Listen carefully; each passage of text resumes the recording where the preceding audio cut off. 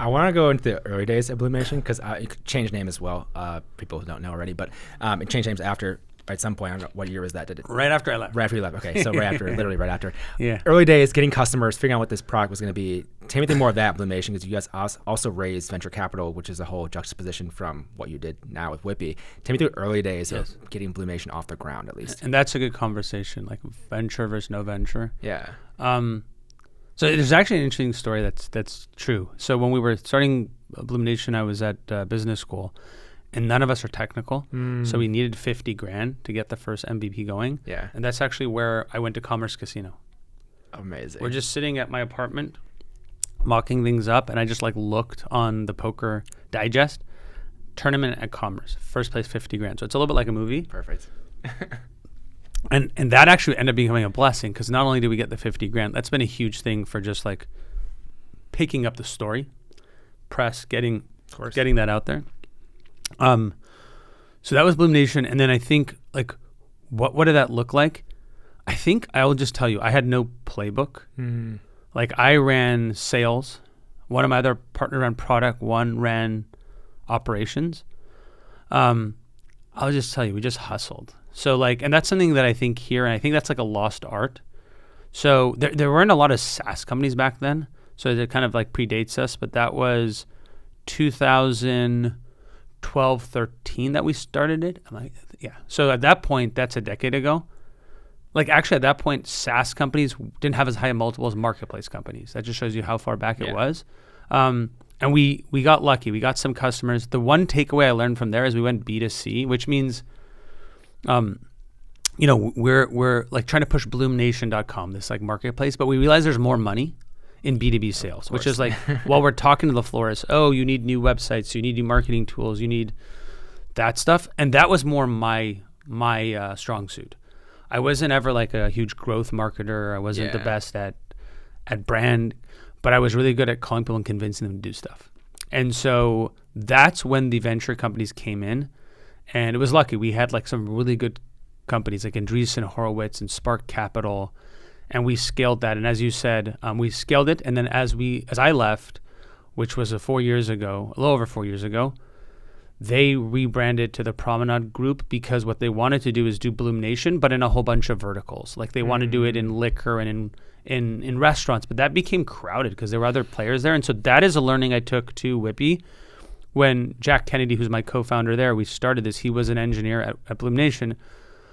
I think we had this insecurity that we didn't want to be a company that we got to this point where growth was capped. Yeah. And we'll talk about that. We did the opposite.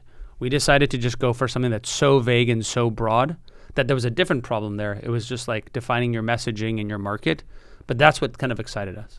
With BloomNation in the early days, especially, you mentioned the sales side of it. You were good at the sales side. And that's something every founder obviously has to learn, or they either have to find someone who's that side of it if they're a technical founder as well. What can you say about the sales side of startups, things that are helpful for you in those early days of BloomNation? We can talk about Whippy after as well, but what was helpful in the sales side, and what makes you a good salesperson? Well, I don't know if I'm good. That's a different conversation. But I don't know if this is gonna be good or bad, but I compare it to dating a lot. And you don't have to have the best car, the best clothes. That's not the person that's usually the most successful going out. It's the person that just has the most conversations. Who's not afraid of rejection. Who actually thinks of themselves in a certain way that others may not think about, and that carries off. And so I think in sales, we had a good product. I think we were able to make really good connections. And I think the other thing that we're really good at doing at both companies was leveraging those contacts for more. So we were never good at oh, cool, your customer, thanks. We're always hey, do you know other florists? And at BloomNation, and in BloomNation, we scaled actually by going one level up, the wholesalers. I was able to make relationships with all these wholesalers that sold them flowers. And I convinced the wholesalers around the country to do these joint events with us to say, what's good for your customer is good for us and good for you. And that helped actually speed go-to-market. Oh, interesting. I just talked to Everett Cook, the CEO of Row, recently. Okay, yeah. They're a sponsor of the show as well. Thank you, guys. And in the early days, especially, they did so many events as part of their growth strategy. Yep. It's how do you stand out? How do you build brand in something like business banking? And they're we're going to go host events. We're going to have just kind of boots in the ground style. I could see where you can easily partner up with all the other service providers who want the same customers. Yes. It's like jointly beneficial. So very helpful in that way too. And I think a good example of this, just to tell you, and I don't know if this will just show you, in this world, we just sponsored a trade show. Yeah. And I think it cost me like 50 grand. I'll have to look at what it was. We got a booth and it was great event. There was someone else who had sponsored the prior booths and he didn't. He just went, it was in Miami at the Fontainebleau. Yep. He just ended up getting a cabana at the pool and a penthouse. Yep. And he'd just go in the lobby and invite people. And I think he paid, I don't know what he paid. Let's just say a fraction of what I paid. For the suite or whatever it was. Yeah, and he had like his own conversations, intimate conversations. And I was like, wow, that's pretty hustle. Yeah. So I agree. Like one of the things I was thinking at the show, like I'm a basketball fan, a sports fan, is should we just call like the largest prospects and then just invite them to a box at a sports game? Like, and if we do 10 of those, maybe that's the same cost as a trade show. And I think I'm going to measure and I can come back and tell you which one gives you more return. But my gut is those high touch kind of events with larger prospects might actually, prove more fruit.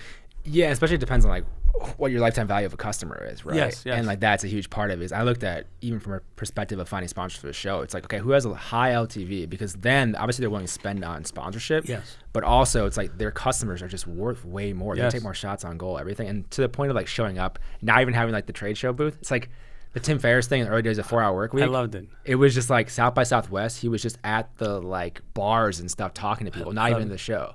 I love it. I love it. Amazing. I was even on my reps. We took a bunch of reps. We only had a certain amount of passes. Yeah. But I still took the other reps in the lobby. And I was like, I noticed there were more people there and deeper conversations at the bar over whiskey, right? Yep. So I do think that is hustle, by the way. That is hustle. If someone's thinking about starting a company and let's say it's in the podcast world, just go to the show. Like if you can't, I mean, this is probably not good if you can't sneak in, right? And I did see people sneaking into this one and I didn't rat them out because I was like, that's hustle. Yeah. You're asking how to start a company. But then go start at the bar, sit down there, open a bar tab, buy someone a drink, ask them questions. Like that to me is like one sign of hustle. Yeah.